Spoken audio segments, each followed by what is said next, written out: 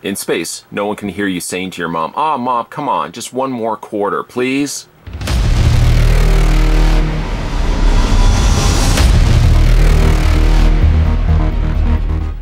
Nah, that's right, because today we're going to be having a look at the NECA Toys Aliens 1990 arcade appearance Xenomorph.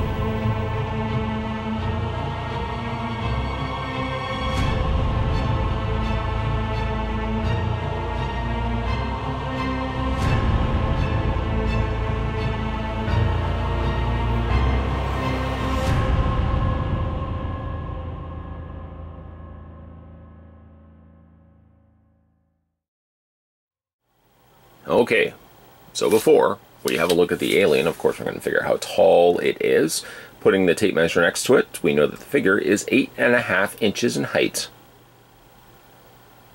The Xenomorph here is based on the Aliens Shoot 'em Up, which was developed and published for the arcades by Konami way back in 1990. Of course, it was based on the film of the same title. Of course, some luxuries and colorings were slightly changed just to make it a little bit more vibrant, and case in point here is why we get a very bright pink Xenomorph instead of the conventional black. Accessories include a Xenomorph egg, which is what we've gotten before, so a reuse of mold, although very drastically changed in the paint scheme here. Instead of a more subtle transitioning between one color and the other, you get very stark pops of color. The lighter cream color in the center, a more olive color in the middle, and then it fans out to a tan color before eventually landing on this almost purplish gray color. It looks good, and of course jarring to the eye the fact it doesn't have a smoother transition, but that's exactly the way it's supposed to look based on the game itself. The interior is open, almost as if it should be fitting something inside, and it does include a face hugger. Face hugger, really all of the accessories, as well as the alien here, are reuses of initial molds. So even the same could be said here for the face hugger, which is now given a green treatment rather than the almost flesh tone color that it normally gets. Again, very much a cell-shaded sort of coloring. You've got the darker green and then mixed with that lighter green, and even on top of that, a lighter green still. I like how that works its way onto the legs. That lighter color to the darker green is really looking nice on it. It's supposed to really have a wireframe. You can see that there's a couple of air holes in there. It doesn't really bend all that much. In fact, a lot of times when you are bending it, it hinges its way back. I don't know if it was a very mild frame, a little mild wire that they put inside of there, but it doesn't really bend nearly as much as you would really hope it would. But I guess you could still sort of have it pointing forward, as I think that's really how it looks in the game itself. Only played the game a couple of times. Somebody had gotten the game at work, and I was playing it. Really, again, fun, just a regular shoot 'em up, but to be expected. A lot of games back in the 90s were shoot 'em ups, and again, looks pretty cool. The last of its accessories is a chest burster. Very brightly presented here in a almost neon pink color. The underbelly, however, is still the brown, almost dark brown color that normally it would be, or it would be like a flesh tone color as well.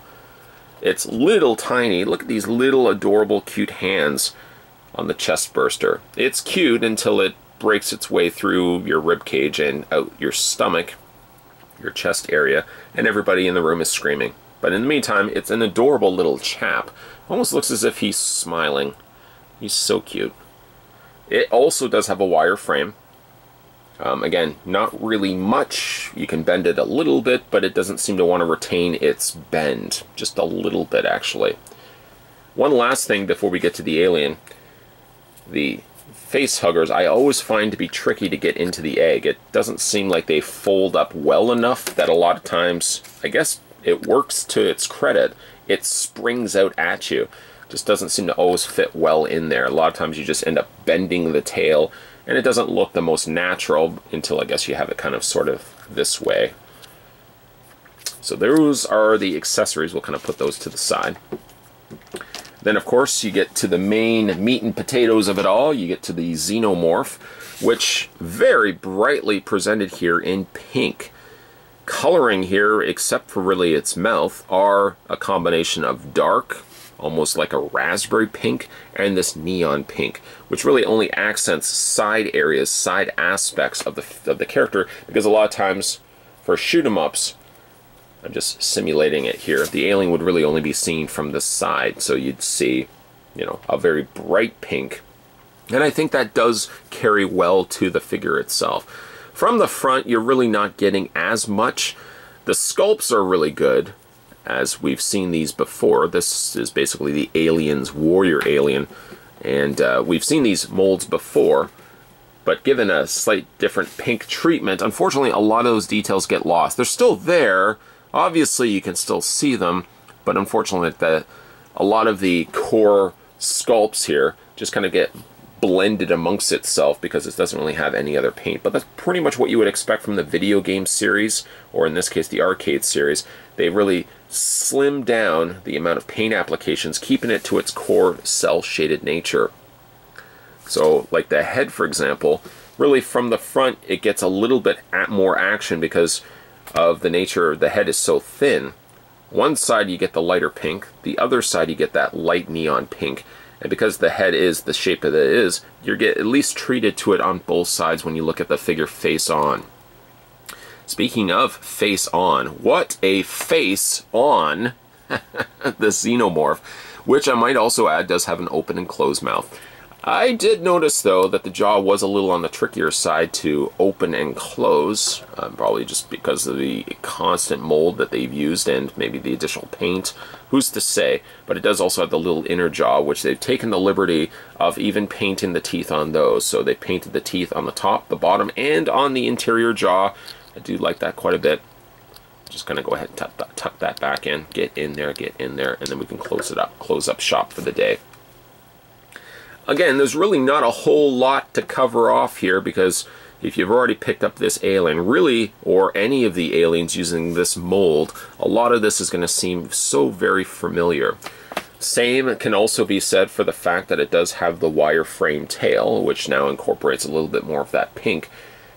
One thing, though, is the way that they've painted it. If you twist the tail, which I kind of prefer more so because the tail comes out this way. If you have it this way, you then have to compensate by bending the tail back. But they've painted it only so really to have it facing this way is really the best way because it lines up to the rest of the spine. When you start twisting it, of course it's going to look a little jarring because now the paint's going to be over on the side and the sculpt's going to be slightly disrupted. But I guess in theory, you could really rotate the tail this way. I almost would have even gone the route of painting the tail pink this way rather than this way. Just my own preference. Again, you've got a lot of that bright pink happening all the way down to the foot area. Doesn't really not really a whole heck of a lot happening really from the back here. Still has the section in which you can remove the back tab here, at least one of the spikes that stick out from the torso, allowing for the head to tilt further back. One thing I would really like to see them do is eventually put a secondary ball joint right here. This neck is simply just molded into the torso, but if they had put a secondary ball joint here, it would allow the neck to tilt even further back. You're really relying on so much of this ball joint to do all the action for you that the neck ultimately just doesn't tip as far back as I would have liked. So maybe moving forward, a secondary ball joint here could have allowed that head to tilt a little bit further back. Overall, I like the sculpt. I've always liked the sculpt on this particular alien. Again, you get the rigid nature of the alien's design versus the domed helmet here. Again, you've got always an impressive sculpt from NECA.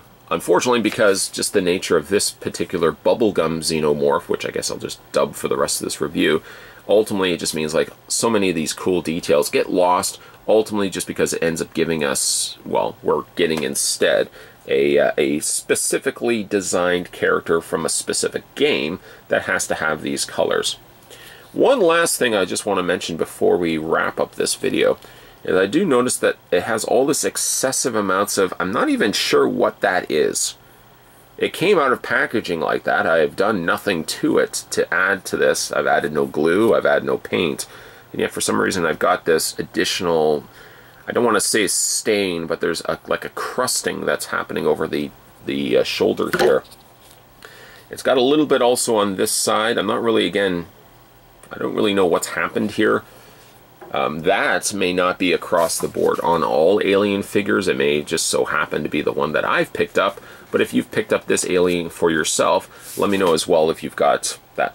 Again, I'm really not really sure what that is. It's just almost like a crusting of glue or paint or something like that on there.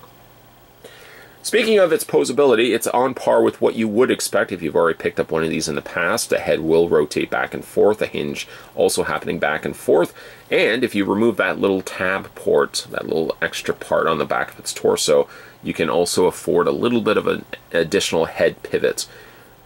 Going down the route, though, of getting a secondary ball joint here will go a long way to allow that head to tilt even further back for future figures. The mouth technically does open and close. Well, it does, but we'll technically count that as posability because it is for some, you know, it is after all a hinge happening in there, so we'll count that as articulation. The shoulders hinge outward. You've got not one, but two hinges. A hinge happening there, and then a secondary hinge happening here. So really, you could bend the heads up, like if the Xenomorph has a headache. Oh my god, I got such a headache! You would be able to do that as well. The hands rotate, let me grab it here, rotate all the way around. You've also got a hinge happening on the two fingers collectively. They are on their same hinge. In other words, you would not be able to hinge one over the other. They have to come together. It's the friends that always go everywhere together. You invite one, the other one has to go as well. The torso is on technically a full ball joint. Not that you would necessarily need to rotate the torso that much, but it does give you the option if you so wish. Hinge happening also there in that same torso. Legs split out, forward and back happening there. Top swivel cut, really where the thigh attaches to the ball socket. You get that little swivel happening there. A double, not single, but double hinge on the knee. And then you've also got a ball joint happening in the foot, a hinge on the collective three toes, and you also get yourself an ankle rocker as well. So if you dig ankle rocking action, this Xenomorph has it. As to be expected, the Xenomorph will give you a stance. To the extent of how far you'll get that stance, depending on what pose you put him in, will of course vary. Maybe the route of giving them additional ball joints, maybe a ball joint actually in the toe. I know it's a very small area to put a hole, not a ball joint, but a peg hole right in there. That if you at least had a display stand, it would also help support the figure standing upright. Because eventually, a lot of these times, the legs start getting a little loose. Right now, I've only got the torso being slightly loose. So again, long term, these figures do eventually get a little on the loose side. This may not necessarily be the case on this one. But if you do have like extra support stands, at the very least, getting the stand straight is not a problem. A lot of times you may not see an alien standing straight up, so if you want to get a little bit more creative, I would say display stands may be your best friend for this. And as for friends, my best friend seems to be lately this NECA Toys waist clip, leg clip that came included with, I believe, the Xenomorph dog. I've used this on countless occasions, even for figures that weren't necessarily NECA. Ooh, did I just say that? FYI to NECA though, I know you've released the display stands that have pegs for standing the figures. I know you've released the head stands for the interchangeable heads. Maybe go back and potentially release more of these circular stands with different various lengths and different clamps on the top of circular nature. Some can go around waists, some can go around legs, and in this case I've got one that's going around the knee, but it's enough to keep my Xenomorph standing upright. So FYI, maybe, I don't know, kind of, maybe, hopefully, you can release more of these sort of things moving forward. It gives collectors an opportunity to display their characters above and beyond just standing them upright on a stand. FYI. Relating to this figure, this may not be everyone's cup of tea, the gaming-themed characters that NECA release from time to time. Some people will just pass on them altogether because really they're not the colors of the characters that they know and love. but others will gravitate towards these. And I am sort of on the side of the second, where I really like picking these up. I know, yes, we've gotten these molds in the past, and really it's simply just a case of slapping a new coat of paint on it, but it makes the characters very unique. How many times in your life would you ever come across a bubblegum colored Xenomorph? I would hope the answer would not be more than once, but I do think there's personality to be said for a very bright colored Xenomorph, because there's just different elements to it, even though it's really the same mold. So even though companies are always striving from time to time to get as much bang out of their buck when it comes to molds, NECA, I think, is doing it right by at least having these characters based on video game appearances. And while some actually pass on these, I'm more inclined to pick these up whenever they get released. I may not always review them right away, which seems very apparent as we're having a look at this one now, but I always am one to pick these up as soon as I see them. Speaking of picking these up, these are probably, this specific one here, the 1990 arcade appearance Xenomorph, is probably still available in comic stores and, of course, retail stores. I did pick this one up at Toys R Us, as you probably saw in the vlog, and it took me forever, it seems, to actually get this one reviewed, but I knew I definitely wanted to have a look at him sooner than later. Just seemed a little closer to later. If you guys wanted to go back and have a look at more of the video game themed characters, ranging from Jason all the way up to Bubblegum Xenomorph here, there's a playlist on my channel called NECA Gaming Characters, or Gaming Figures. You can go in there and have a look at everything I've covered up to this point. I think I've pretty much covered all of them that they've released so far, thus far. There may be one that I'm missing, or maybe two that I'm missing, but I pretty much have covered the entire line. So if you want to check those out, you'll find it in a playlist on this channel.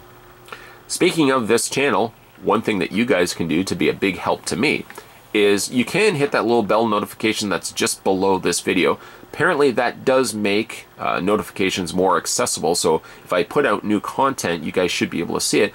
But apparently that's not fixing the problem either. So one big thing you guys can do for me is when you're finished with this video, head over to my main page and just scroll down the section that says videos.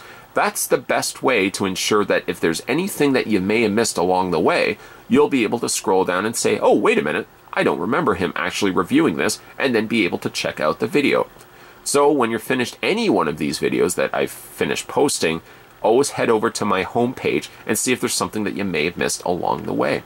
Speaking of videos, more videos will be coming your way. So as always, thanks for watching, as you always do, guys. I'll see you next time.